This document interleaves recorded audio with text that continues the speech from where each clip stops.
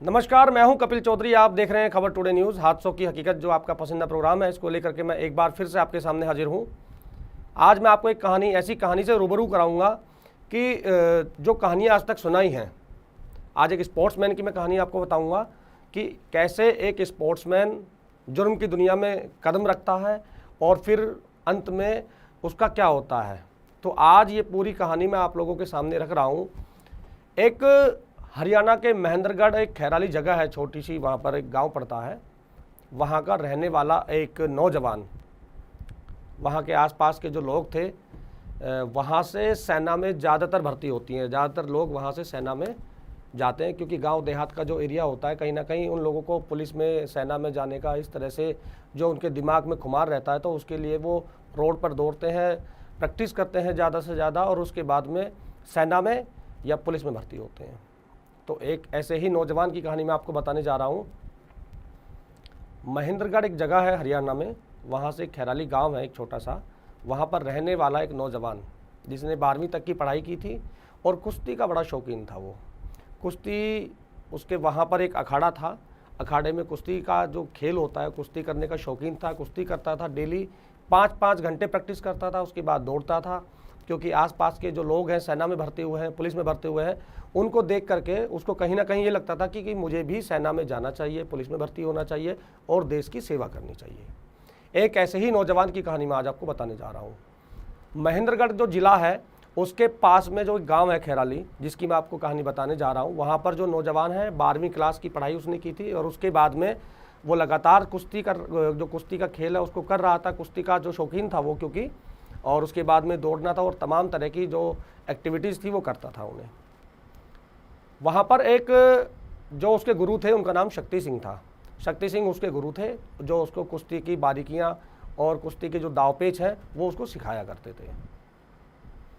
वहीं पास में ही गांव का एक पास में ही रहने वाला था संदीप फौजी। संदीप फौजी नाम का जो युवक था, उसको गांव की ही किसी लड़की से प्यार हो जाता है और प्यार के बाद मिलना जुलना, इस तमाम तरह की चीज़ें उन दोनों के बीच में चलती रहती हैं। जब इसकी भनक लगती है, शक्ति सिंह, जो कि जिस नौजवान की कहानी मैं आपको बता रहा हूँ, उसके जो गुरु थे, उनको जब भनक लगती है तो वो उसको बुलाते हैं, समझाते हैं। पंचायत होती है, जैसे अमूमन गांव में होती है कि भाई आप, क्योंकि संदीप फौजी जो था वो पहले से ही शादीशुदा था, 2 बच्चे थे उसके, और गांव के जो लोग हैं, ये प्यार, इस तरह की जो चीज़ें हैं, इनको वो कम पसंद करते हैं। तो उसको भी समझाया गया। पंचायत हुई थी, क्योंकि उसको समझाया गया कि आप उस लड़की से नहीं मिलेंगे। ये तमाम तरह की बातें पंचायत में हुई थी। और उसके बाद में जो संदीप फौजी है, उसने बोल दिया कि ठीक है, मैं उस लड़की से नहीं मिलूंगा। उसके बाद भी वो चोरी छुपे उस लड़की से मिलता रहा। जैसे कि उन दोनों में बातचीत होती होगी, जहाँ भी आसपास में मिलना होता है, दीवार के पीछे जब तमाम तरह की गांव में जगह होती हैं इस तरह से मिलने की, तो वहाँ उन दोनों की मुलाकात होती रही। ये बात शक्ति सिंह उनको बुरी लगी और उन्होंने अपने कुछ साथियों के साथ में संदीप की पिटाई कर दी।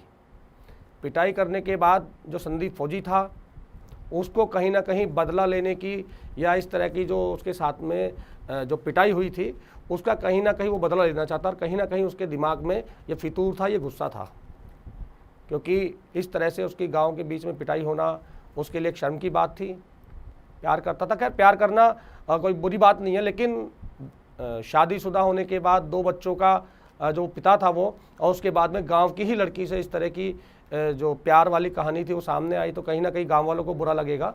और ये तमाम तरह की चीज़ें हुई थी, जिसके बाद से गांव में थोड़ा सा माहौल भी ऐसा बन गया था उस समय कि थोड़ा सा डरावना सा, कि भाई अब क्या होगा। लोग भी सोच रहे थे कि आने वाले समय में क्या होगा, क्योंकि संदीप फौजी भी कहीं ना कहीं गुस्से वाला था। और उसने कुछ दिन के बाद में कुछ साथियों को हायर किया और उसके बाद में जो शक्ति सिंह थे, उस अखाड़े के जो लोगों को, यानी जिस नौजवान की आपको कहानी बता रहा हूँ, उस नौजवान का जो नाम था वो था पपला गुजर। पपला गुजर जो नौजवान था जिसकी मैं आपको कहानी बता रहा हूँ, उसके गुरु थे शक्ति सिंह, जो कि अखाड़ा चलाते थे और अखाड़े में उन नौजवानों को बारीकियां सिखाते थे। उसके बाद में जो संदीप फौजी है, उसको किसी लड़की से प्यार हुआ और उसके बाद में जो तमाम तरह की चीज़ें हों, उसकी पिटाई हुई। उसने कुछ जो लोग थे उनको हायर किया और उसके बाद में शक्ति सिंह का कत्ल कर दिया। शक्ति सिंह का कत्ल होने के बाद में ये बात आसपास के क्षेत्र में आग की तरह फैल गई। इसकी बात की जानकारी पपला गुर्जर को लगी, जो कि एक नौजवान था वहाँ पर, और अपने गुरु का इस तरह से कत्ल होते हुए जब उसने सुना तो उसको बहुत बुरा लगा। और पपला गुर्जर की उस समय बहन की शादी थी, उसने थोड़ा सा धैर्य रखना उचित समझा, तो वो सिखाते थे उसको। तो कहीं ना कहीं उसके मन में भी बहुत क्रोध था सिस्टर की। जब उसकी शादी हो गई थी उसके बाद में उसने 2014 में जुर्म की दुनिया में कदम रखा, और संदीप फौजी, उसकी माँ और उसके मामा और उनके मामा, उन 4 लोगों का कत्ल उसने 2014 में कर दिया। ये बात भी आग की तरह फैल गई गांव में। उसके बाद में पुलिस तक पहुंची, क्योंकि पुलिस को पता था कि इसके गुरु का कत्ल हुआ है, कहीं ना कहीं रंजिशन थी, और पपला गुर्जर को पुलिस ने अरेस्ट कर लिया। पपला गुर्जर अरेस्ट हो गया। उसके बाद में 2015 आया, 2016 आया। एक बार जब उसको पेशी के लिए ले जाया जाता था, अदालत कोर्ट ले जाया जाता था, तो वहाँ पर अदालत के जो आंगन होता है, मतलब जो ऑफिस होता है, जो आप ये मान लीजिए कि कोर्ट परिसर में जो गाड़ी से ले जाया जाता था, जो पुलिस कर्मियों की गाड़ी थी जो उसे कारागार से और अदालत तक ले जाती थी, वो गाड़ी कोर्ट परिसर में खड़ी हुई थी, और उसका नंबर आने वाला था। जो पपला गुर्जर है उसका नंबर पेशी के लिए आने वाला था। कुछ पुलिसकर्मी बाहर खड़े हुए थे। जब पुलिसकर्मी उसको उतारते हैं, गाड़ी से उतारते हैं, क्योंकि पेशी थी, पेशी पे ले जाने के लिए, तो वहाँ पर पुलिसकर्मी की किसी की पिस्टल छीन के फायर करते हुए पपला गुर्जर वहाँ से फरार हो जाता है। अमूमन कहा जाता है कि वहाँ पर जो लोग थे, देख रहे थे आसपास में, उनका कहना था कि उस समय ये बातें भी उठी थी कि पपला गुर्जर कुछ पुलिस वालों से मिला हुआ था, जिसकी वजह से वो इस तरह से वहाँ से फरार हो गया। क्योंकि कोर्ट परिसर से इस तरह हथियार मिल जाना और उसके बाद में गोली चलाते हुए फरार हो जाना, ये अपने आप में बहुत बड़ी बात होती है। क्योंकि हरियाणा जो पुलिस है उसके लिए एक बड़ी किरकिरी वाली बात थी ये, कि एक कैदी जो है पुलिस कस्टडी से पिस्टल लेकर के गोली चलाते हुए इस तरह से कोर्ट परिसर से फरार हो गया। फरार होने के बाद में उसके बाद में कहाँ गया पपला गुर्जर, किसी को नहीं पता था। उसके बाद में कमेटी गठित की जाती है, कमेटी पुलिस की टीमें गठित की जाती हैं, उसके बारे में कुछ नहीं पता चल पाया। 1 साल बीत गया, धीरे धीरे 2 साल बीत गए, और पुलिस ने उस पर 1 लाख का इनाम रखा हुआ था कि जिस तरह से वो कोर्ट परिसर से फरार हुआ था। अमूमन जब कैदी इस तरह से फरार हो जाता है, क्योंकि उत्तर प्रदेश में भी अब लगातार एनकाउंटर का दौर जारी है, और जो इनामी बदमाश है उनका एनकाउंटर होता है, और उसके बाद में वो जेल की सलाखों के पीछे जाते हैं। तो इसी तरह की कहानी थी। वहाँ भी 1 लाख का इनाम पपला गुर्जर पर हरियाणा पुलिस ने रखा था। टाइम बीतता गया और पपला गुर्जर का कहीं कोई पता नहीं था। 2017 में वो फरार हो जाता है। उसके बाद में 2018 आता है, 2019 का समय आता है। 2019 में पपला गुर्जर को अपने एक और दुश्मन की हत्या करनी थी, क्योंकि 4 हत्याएं वो कर चुका था, और उसका जो अगला दुश्मन है वो राजस्थान में रहता था। राजस्थान के अलवर जो ज़िला है उसके पास में एक छोटी सी जगह, छोटा सा कस्बा पड़ता है, वहाँ पर उसका दूसरा दुश्मन रहता था, जिसकी हत्या करने के लिए पपला गुर्जर राजस्थान पहुँचा था अपने कुछ साथियों के साथ में। 5 सितंबर 2019 को देर शाम जब पपला गुर्जर राजस्थान के अलवर में अपने दुश्मन की ताक में था, उसको पता चला था कि उसका दुश्मन वहाँ आसपास में रहता है, तो रेकी की गई थी। रेकी के बाद में वहाँ पर वो अपनी गाड़ियों से, 2 गाड़ियाँ थी, 2 गाड़ियों से अपने दुश्मन की तलाश में वहाँ घूम रहा था। अचानक से वहाँ पर एक जगह पड़ती है बहरोल वहाँ थाना पड़ता है, पुलिस स्टेशन है। तो बहरोल पुलिस वहाँ पर गश्त कर रही थी। उन्होंने देखा पुलिसकर्मियों ने कि बाहर की गाड़ियों के नंबर हैं, 2 गाड़ियाँ हैं, और इस तरह से रात में एक सुनसान जगह घूम रही हैं। तो कहीं ना कहीं उनको शक हुआ और उन्हें उन 2 गाड़ियों को रुकने का इशारा किया। तो वहाँ से जो उसमें हथियारबंद बदमाश बैठे हुए थे, जो पपला गुर्जर गैंग के साथी थे, उसमें से कुछ लोग फरार हो गए, और वहाँ पर केवल एक व्यक्ति बचा, जिसको राजस्थान अलवर पुलिस ने गिरफ्तार कर लिया। उसका नाम था पपला गुर्जर, वही बचा था। वहाँ पर ला करके उसको लॉकअप में बंद कर दिया रात में लॉकअप बंद होने के बाद, ये बात 5 सितंबर 2019 की है। 6 सितंबर 2019 समय करीब 7 से 8 बजे के बीच का ये समय था, जिसमें हथियारबंद 15 से 20 लोग जो हैं वो थाना परिसर में एंटर करते हैं। और क्योंकि सुबह के समय अमूमन देखा गया होगा कि जो रात में पुलिसकर्मी गश्त करते हैं वो सुबह के समय सो रहे होते हैं, नहा रहे होते हैं, तो 1-2 पुलिसकर्मी उस समय थाने में मौजूद होता है जिनकी ड्यूटी लगी हुई होती है रात की। और क्योंकि सुबह के समय उनकी शिफ्ट भी चेंज होनी होती है, तो वो भी दूसरे पुलिसकर्मियों का आने का इंतजार कर रहे होते हैं। तो इस तरह की तमाम जो चीज़ें थी वो उस समय थाना परिसर में चल रही थी। और वहाँ पर 15 से 20 लोग जो है AK-47 और AK-56 लेकर के वहाँ पर एंटर होते हैं थाने में, और वहाँ से पपला गुर्जर को लेकर के वहाँ से फरार हो जाते हैं। जब ये बात आला अधिकारियों तक पहुंचती है, क्योंकि पपला गुजर के बारे में जब तक किसी को नहीं पता था कि ये कौन है, कैसे है और कितना बड़ा इनामी है, इसके बारे में जब तक कुछ नहीं पता था। अमूमन रात में जब उसको लाए होंगे थाने में तो अपने अधिकारियों को सूचित भी नहीं किया होगा कि सुबह होगी, जब बात करेंगे, जब देखेंगे क्या है कि पूरा मामला, तो उससे पहले उसको लेकर के उसके साथी फरार हो जाते हैं। जब ये बात राजस्थान पुलिस के कान में पड़ती है, आला अधिकारियों के कान में पड़ती है, एसएसपी हो वहाँ के या वहाँ के एसपी सिटी हो, जो भी पोस्टें होती हैं वहाँ पर, तो उनके कान में पड़ती है तो कहीं ना कहीं उनके कान खड़े होते हैं। क्योंकि इस तरह से किसी, ये मान लीजिए किसी बड़े मुजरिम को ही इस तरह से उसके साथी लेकर के थाने से फरार हो जाते हैं, क्योंकि थाने में घुस करके इस तरह से 15-20 जो लोग हैं, हथियारबंद लोग हैं, वो इस तरह से थाने में घुस के अपने साथी को ले जाने के लिए, यानी फरार करने के लिए, वहाँ से लॉकअप में जो बंद है उसको फरार करने के लिए इस तरह की कोशिश नहीं करेंगे। और ये बात राजस्थान पुलिस को कहीं ना कहीं चुभी और उन्होंने इस बात की इन्वेस्टिगेशन की। बाद में पता चला कि ये 1 लाख का इनामी, जो कि हरियाणा पुलिस से 1 लाख का इनाम इस पर घोषित है, और उसको लेकर के उसके साथी फरार हो गए हैं। इस बात ने राजस्थान पुलिस की भी बहुत किरकिरी की, लगातार दबिशें दी गई, टीमें बनाई गई, तो पुलिस के हाथ उसके बाद भी कुछ नहीं लगा। हरियाणा पुलिस से संपर्क किया गया और दोनों, क्योंकि वहाँ से भी 1 लाख का इनामी था, वहाँ से भी वो कोर्ट परिसर से भागा था और यहाँ से थाने से उसके लोग साथी उसको भगा कर लेकर गए। 2 राज्यों की पुलिस उसके पीछे पड़ी हुई थी। 1 लाख का इनाम था, फिर उस इनाम को बढ़ा करके 5 लाख कर दिया गया कि कोई भी व्यक्ति उसके बारे में सूचना देता है तो उसको 5 लाख का इनाम दिया जाएगा। ये दोनों राज्यों की पुलिस ने 5 लाख का इनाम उस पर घोषित कर दिया। उसके बाद में लगातार एसआईटी की टीमें बनी, 10-12 टीमें गठित की गई। उसके बाद में भी जो पपला गुजर था उसका कोई पता नहीं चल पाया। अब पुलिस ने कुछ बारीकियों से केस को सुलझाने की कोशिश की कि कहाँ से इनकी दुश्मनी स्टार्ट हुई थी, कैसे क्या हुआ था, क्योंकि जिस तरह से देखा गया था, शक्ति सिंह जो उसके गुरु थे पपला गुजर के, उनकी हत्या की गई थी, फिर उसके हत्या का बदला लिया था पपला गुजर ने। तो कहीं ना कहीं पुलिस को इतना तो मालूम चल गया था कि वो कुश्ती का शौकीन है, एक्सरसाइज करता है और तो जिम भी जाता है, तो जिम के बिना वो नहीं रह सकता, इतनी बात उनके दिमाग में आ गई। और लगातार पुलिस की टीमें हरियाणा, पंजाब, दिल्ली, राजस्थान, एमपी, लगातार टीमें दबिश दे रही थी। जहाँ भी थोड़ा सा भी अगर उन्हें क्लू मिलता था वहाँ पहुँचती थी, लेकिन पपला गुजर कहीं उनके हाथ नहीं लगा। तमाम तरह के मुखबिर भी जो पुलिस के होते हैं उनको भी एक्टिव किया गया, लेकिन पुलिस के हाथ जब तक कुछ नहीं लग पाया। उसके बाद जब पपला गुजर का कहीं कोई पता नहीं चल पाया था, तो एक मुखबिर ने एक सूचना हरियाणा पुलिस को दी, कोल्हापुर जो कि महाराष्ट्र में पड़ता है, कि महाराष्ट्र के कोल्हापुर में उसको एक जिम में देखा गया था जो एक्सरसाइज करते हैं।